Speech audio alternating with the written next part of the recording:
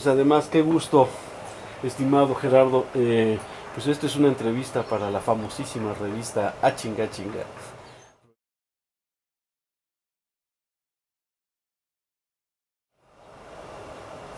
Bueno, pues casualmente ahí en la Esmeralda yo iba para pintor de entrada, pero empecé a tocar la escultura y dije, este camino no lo conozco, quiero explorarlo.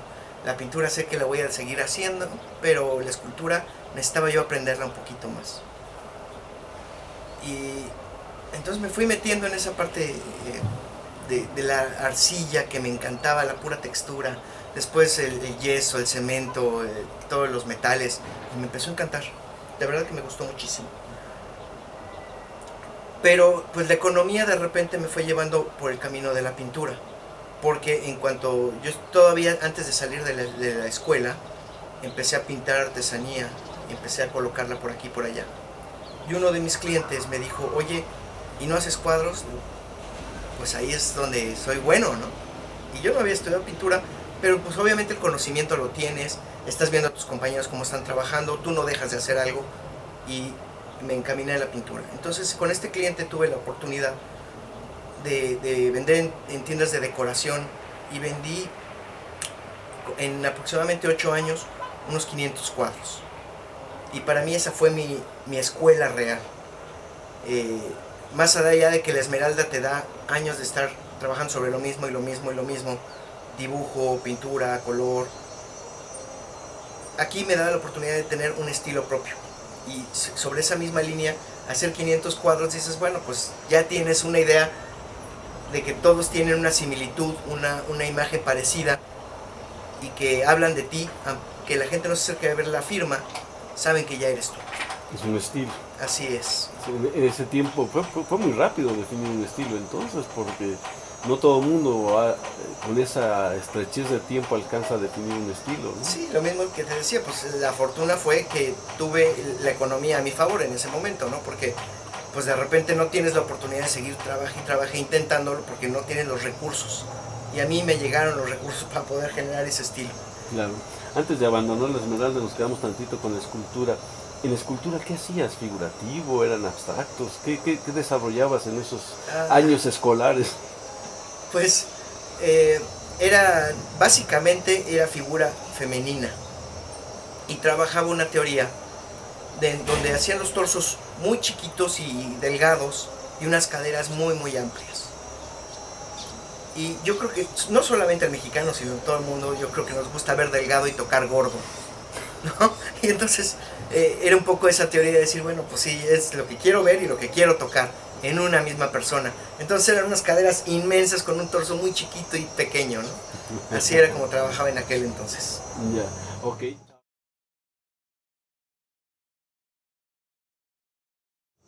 Sí, vale la pena. Sin embargo, yo estoy convencido de que nada sirve más que estar trabaje y trabaje y trabaje. A los chicos que de repente se me acercan, oye, es que yo quiero, pues vete de pinta, y pinta, y pinta, y pinta, y pinta, y sigue pintando. O sea, vete de pinta. Vete de pinta, y pinta, y pinta, y pinta, y pinta, y pinta, y pinta, y no pares de pintar. Es la única manera. Y la Esmeralda me dio un poquito eso. O sea, de repente llegaba, yo estudié en aquel entonces en la Esmeralda matutina, y trabajamos rapidísimo.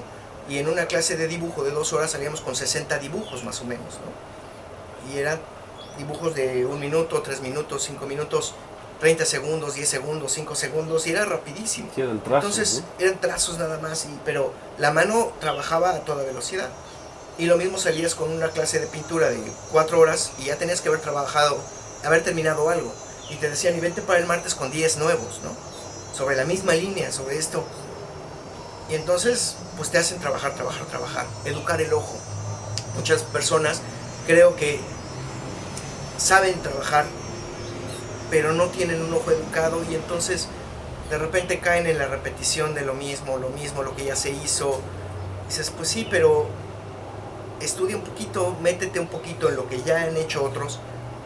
Y yo no digo que no copies, vaya, me refiero, toma un poquito de aquí, un poquito de acá y empieza a generar lo tuyo mismo, ¿no?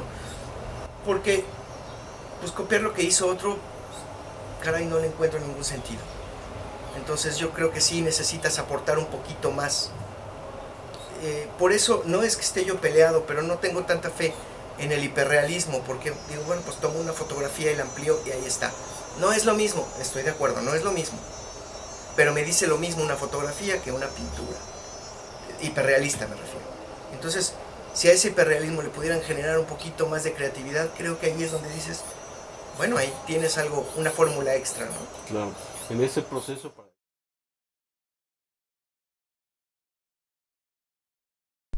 Mira, la lectura es indispensable. Yo no paré de leer desde que salí de la prepa, estaba involucradísimo leyendo y pues por lo menos son un par de libros al mes.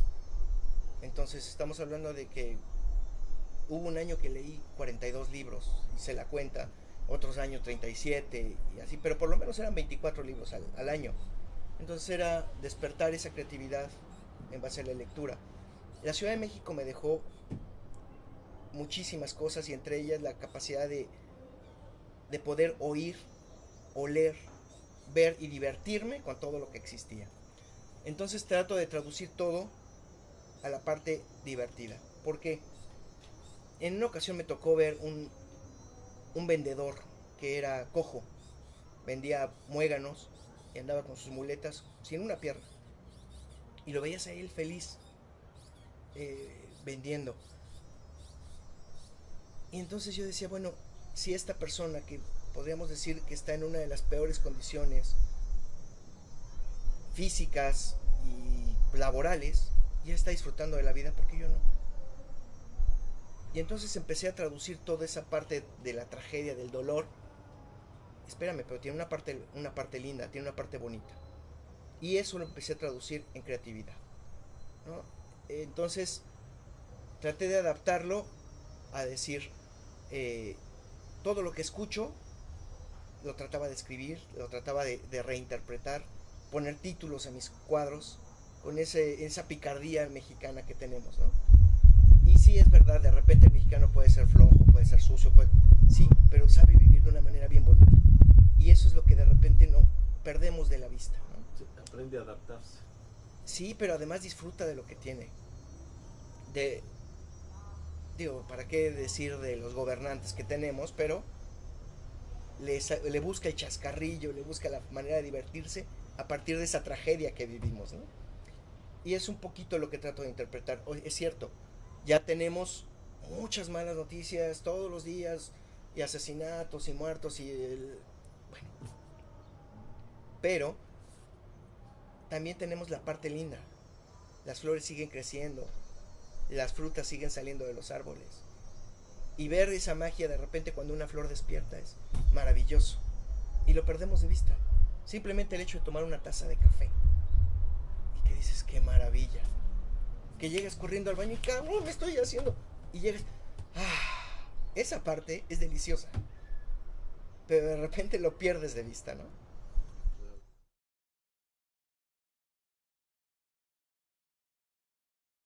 Pues muchísimas influencias plásticas.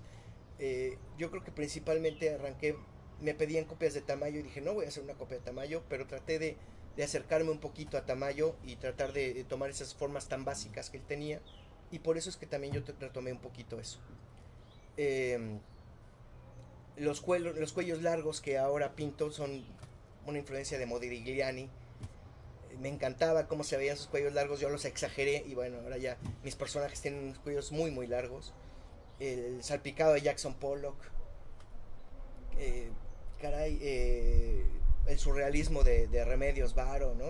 Entonces tomas un poquito de aquí y de allá y empiezas a generar tus ideas.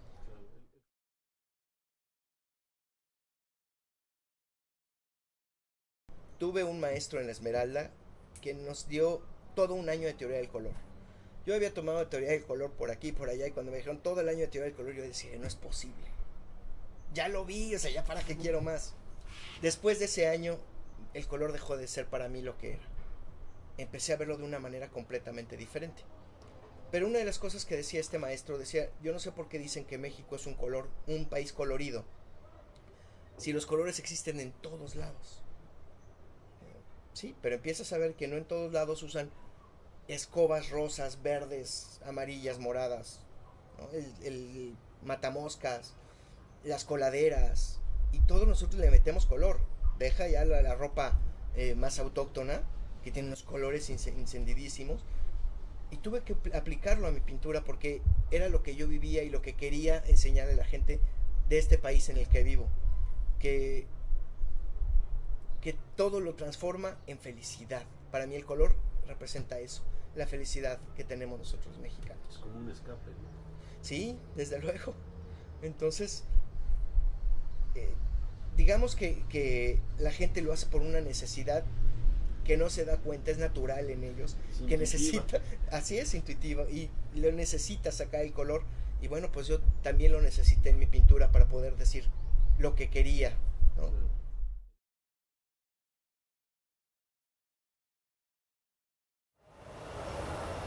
Pues de entrada, las figuras geométricas, parto siempre de figuras geométricas, círculos, rombos, y a partir de allí empiezo a generar eh, rostros. Hay veces mucho más infantiles, hay veces tendiendo más hacia el realismo, pero siempre parten de esas figuras geométricas, que son las figuras básicas, las que aprendimos desde niños y de las que traes y guardas y las vas deformando, y es ahí donde genero todas las imágenes que yo voy creando, ¿no? Ya. En ese sentido, ¿haces boceto o vas directo a la pintura, al lienzo? ¿Cómo preparas tu trabajo? Tengo un cuaderno donde de repente hago algunos dibujos, pero casi siempre me voy directo sobre la tela. Lo único que hago es el esquema muy básico en 20 segundos de cómo quiero que quede acomodada la figura sobre la tela. La composición. Solamente eso, con pura composición, y ya me voy directo sobre la tela. Y ahí voy componiendo, voy arreglando. Si por algo de repente hice algún boceto que guardé años y digo, este no lo he hecho nunca, voy a trabajar sobre esta idea. Pero en realidad siempre voy directo sobre la tela.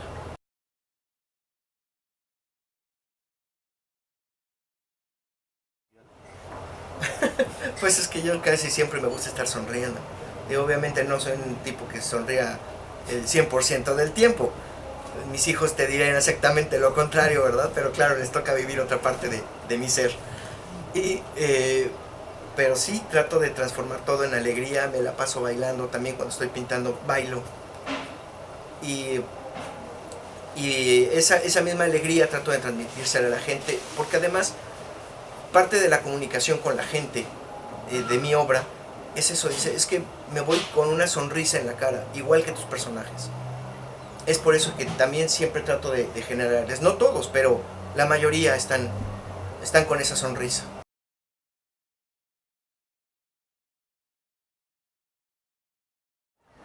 Pues mira, lo del el museo, que es el Museo del Trompo, el Museo del Niño en la ciudad de Tijuana, tengo 3 murales. Por fortuna, es un trabajo que me dejó una satisfacción enorme. Son murales muy grandes, son de 20 metros de largo por 4,5 de alto, entonces son muy grandes. Trabajarlos fue durante mucho tiempo, estuve trabajando en el proyecto 2 años, pero la satisfacción es inaudita. La gente está compenetrada con esa obra que está ahí en el museo, los niños la ven, la disfrutan. Y a la gente no me conoce a mí, conoce la obra, ¿no? Mis cuadros, afortunadamente mucha gente los ve, me dice, oye, yo conocía esta obra, la había visto en tal lugar. Pues sí, afortunadamente la conoce mucha gente, más que a mí, y eso es una ventaja, porque yo me voy a ir de aquí y la obra se queda. Espero que para mucho tiempo, no lo sé. Eso ya lo decidirá la gente y lo decidirá el tiempo también, ¿verdad? Uno no sabe qué es lo que sucederá.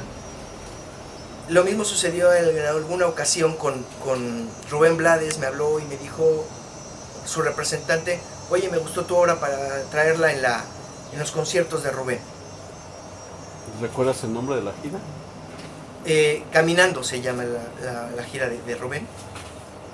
Y entonces pues empezaron a exhibir mi obra en algunas de las canciones de Rubén. Y pues era verlo, el espectáculo, las luces y las pantallas enormes. Y hubo gente que me habló y me dijo, oye, vi tus cuadros en el concierto de Rubén Blades. Pues sí, afortunadamente.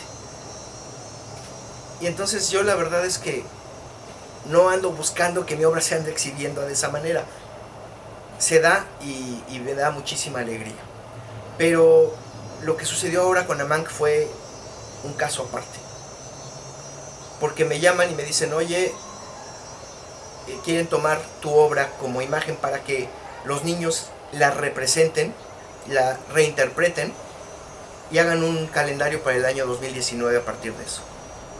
¿Nos permites hacerlo? No solamente se los permito, estoy encantado de la vida que lo hagan. Me invitaron a la presentación de los dibujos de los niños y bueno, fue una experiencia maravillosa, una sensación de verdad inexplicable. Es decir, que los niños estaban sintiendo algo de lo que yo en algún momento sentí y ellos lo estaban haciendo a su manera. Está reinterpretando. Reinterpretando. Y de verdad que me hizo muy muy feliz. Dicen que habían llegado entre 50 y 60 dibujos en otras ocasiones y en esta ocasión llegaron 150. Digo, a lo mejor me lo dijeron para darme la coba, pero bueno, a final de cuentas todo lo que vi de verdad era muy lindo, ¿no? El problema ahora es cómo elegir los que entren, ¿no? Yo no quise participar, me dijeron que si quería ser el jurado y les dije, perdón, pero no puedo. No puedo porque sí me es muy difícil decidir sobre esto. Háganlo ustedes decídanlo y pues yo estaré accediendo a lo que ustedes decidan, ¿verdad? Ya. Así es. Y en ese sentido, ¿cuál es el objetivo? ¿Hay un proceso adicional de apoyar, de difundir la labor que hace esta institución? ¿Qué es lo que está detrás de todo ese gran proyecto? Aparte del calendario, también lo retoman para ciertos artículos promocionales, tazas, bolsas, cuadernos. ¿Hacer conciencia sobre la problemática del cáncer de niños? Sí, bueno, de entrada es conseguir los recursos para ellos poder seguir ayudando a los niños con cáncer. Entonces, todos estos artículos promocionales los colocan y también es para jalar gente que pueda seguir aportando el dinero para ayudar a estos niños.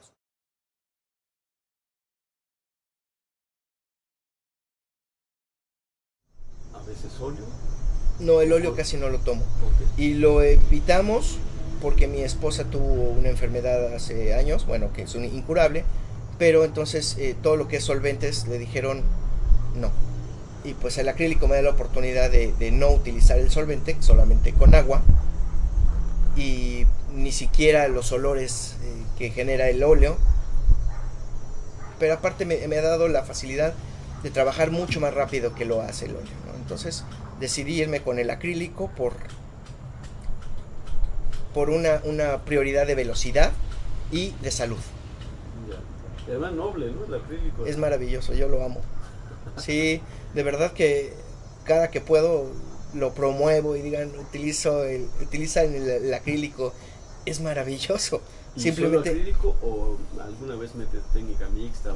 Sí, hay veces que le agrego algo de tierras, de color y algo de texturas, pero podríamos decir que el 98% de mi trabajo está sobre el acrílico, sobre papel también trabajo sobre el acrílico, porque la acuarela de repente digo, ay, no me encanta el color que llega, entonces prefiero el acrílico por la intensidad del color. El color es muy firme. Sí. Muy parejo. Ya. Pues trabajo también muy aguado, también mi pintura es con el acrílico muy aguado, y eso también me da esas transparencias que de repente genero.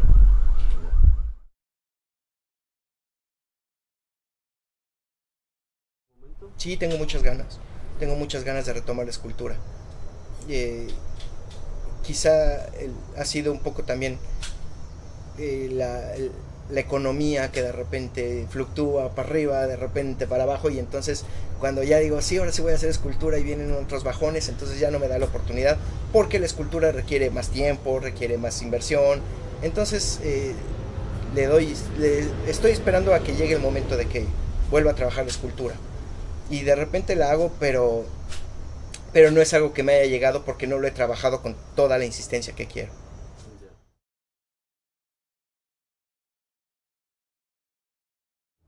Mira, de entrada me da un poco de tristeza de repente escuchar a alumnos que están estudiando ahorita y que no se preocupan por la calidad de una obra, sino quieren el arte express. Y inmediato. Así lo que sale y lo que ya tienen en este instante ya es lo que van a presentar. Y eso ha deformado un poquito al arte. Bueno, no un poquito, muchísimo. El arte no creo que se genere de manera express. Es cierto, puedes trabajar a mayor velocidad, como les decía, a mí me encanta trabajo con mucha velocidad, pero mi trabajo llevan horas y horas y horas de trabajo, aparte de los años que llevo de estar elaborando esto. Entonces a los alumnos les diría, tómate tu tiempo, regálale el tiempo a la obra y la obra misma te lo va a regalar a ti. Esas satisfacciones que te da la obra de hacer un trabajo bien hecho, bien terminado, que por sí mismo puedes decir, lo puedo colocar en donde sea. No es un pedazo de papel mal terminado y le aventé ahí un poco de pintura y otro color encima y ya. Perdón, pero eso lo puede hacer mucha gente sin un conocimiento real. Digo, hay gente que lo hace ya con muchísimo trabajo. Mi esposa trabaja abstracto y eso no demerita el trabajo que tiene, ¿no? Porque se mete horas a generar texturas y el trazo y le mete el color y después le mueve y no queda y le tacha y le pone ese es el trabajo que necesitas, el compromiso con tu trabajo, no el arte express.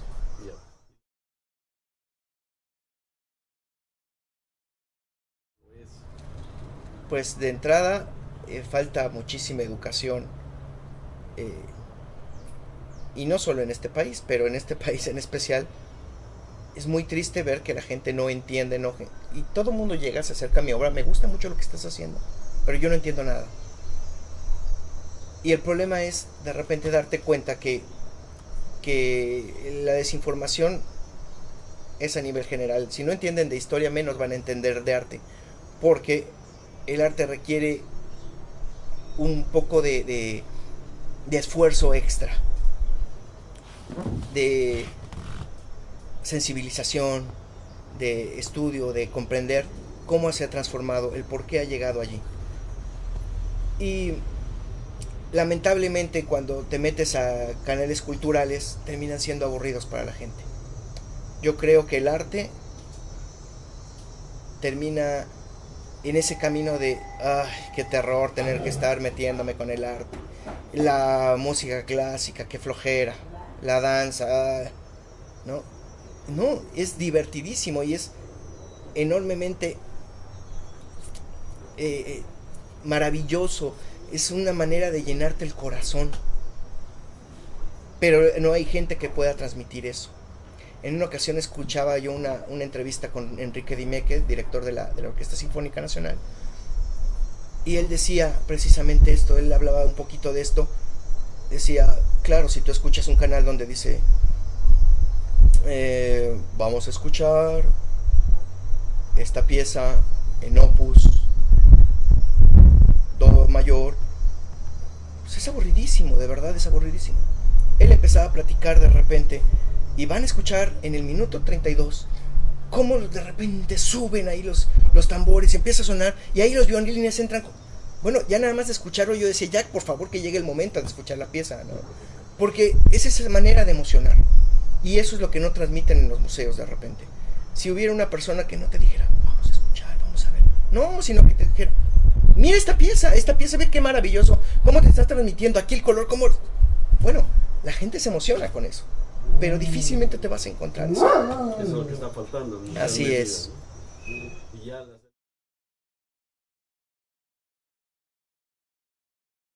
No, en realidad creo que el camino se te va abriendo poco a poco. Yo nunca me he aferrado a ser pintor. Por lo mismo de yo estudié escultura y no me aferré a ser escultor.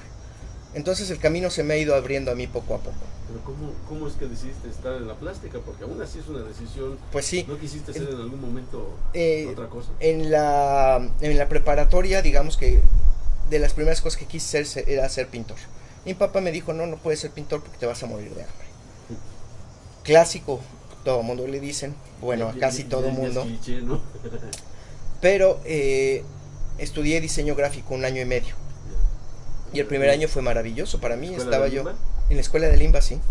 Entonces estaba yo estudiando el color, la forma, la línea, el punto, la composición, y pues estaba yo feliz. Pero eran las bases de la pintura. De entrada yo creo que fue una muy buena escuela para mí, para haber entrado a la Esmeralda sin ningún problema.